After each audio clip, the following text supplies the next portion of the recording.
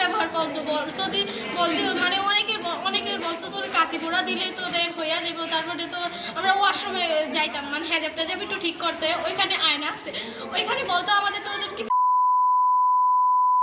মানে এইসব ব্যবহার কিছু কথা বলতো। তারপর আমাদের অনেক বাজে ব্যবহার করতো, মানে পড়ার বিষয়ে তিনি কোনো কথা বলতো না, আমাদের অন্যান্য বিষয়ে কথা বলতো। আবার বলতো প্রেগনেন্ট মহিলারা বাসতলায় গিয়ে তাদের মানে এইসব বলতো আমাদের। আমরা বলতাম আমরা কি আপনার মেয়ের মতো না? বলতো না, তোর আমার মেয়ের মতো না, এসব কথা বলতো। পাও দিয়ে আমাকে লাগিয়ে দিচ্ছে। শিক্ষকের মজা দিতে পারেননি, আমাদের সাথে সবসময় অশ্লীল ভাষা কথা বলতেন। তাকে আমরা জিজ্ঞাসা করতাম, হুজুর আপনার মেয়ের মতো কি আমরা না? তিনি বলতো যে না, তোর আমার মেয়ের মতো না। আমরা মানে কয়েকটা ম্যাডাম ছিল যে তাদের কাছে বিচার দিতাম আমরা। তিনি বলতো যে তারা বলতো যে তোদেরকে সে স্বাধীন মতো মনে করে। আমরা কিন্তু ম্যাডাম এটা তো আমরা সুষ্ঠু বিচার চাই।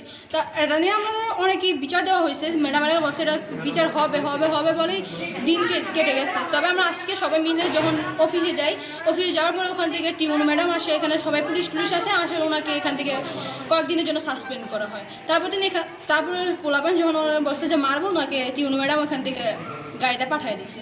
অনেক মানে অশ্লীল ভাষায় কথা বলতো, আমাদের শিক্ষার্থী হিসেবে তিনি মর্যাদা দিতেন না। মাদ্রাসাকে এখানে তো তিনি 3 বছর ধরে আছে, 3 বছর ধরেই তিনি এগুলো শুরু করেছেন। নিরাপত্তা দেওয়া আমাদের দায়িত্ব, কারণ শিক্ষার্থীরা দিনের বেশিরভাগ সময় প্রতিষ্ঠানে থাকে। তো সেখানে যদি তাদের উপযুক্ত পরিবেশ তারা না পায়, তো সেখানে তো এটা আমাদের জন্য দুঃখজনক এবং এটা খুবই ব্যর্থতা বলে আমি মনে করি যে তাদেরকে উপযুক্ত পরিবেশটা আমরা নিশ্চিত করতে পারছি না।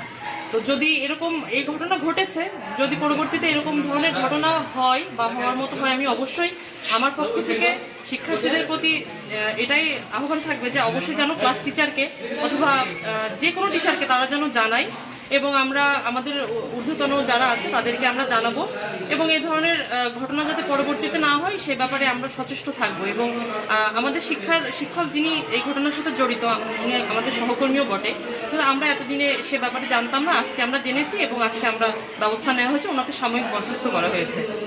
ইউনিফর্মে আসার আগে যে আমরা একটু বসছিলাম, বসে যে এটা যেভাবে সমাধান করা যায়, তো মানুষ তো বোঝেন না, পক্ষে বিপক্ষে থাকে, এই টোকাটুকি পারাপারি লাগিয়ে গেছে।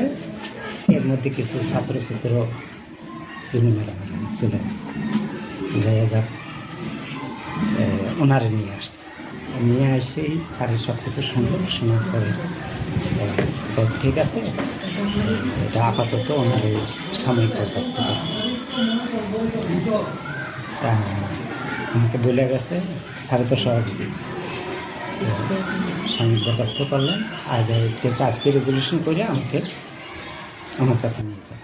শিক্ষক ছাত্র সবসময় দূরত্ব বজায় থাকতে হবে, উনি দূরত্ব কাছে করে বসতো, এরকম আমি সবাইকে বসিয়া ওকে নিয়েও আমরা বলছি, সব শিক্ষকরই নিয়েই বলছি যে ছাত্রছাত্রী আমাদের কি সন্তান, আমরা হলো পিতা তুলি, ওদের সাথে সবসময় আপনারা দূরত্ব বজায় রেখে বসবেন এবং চলবেন।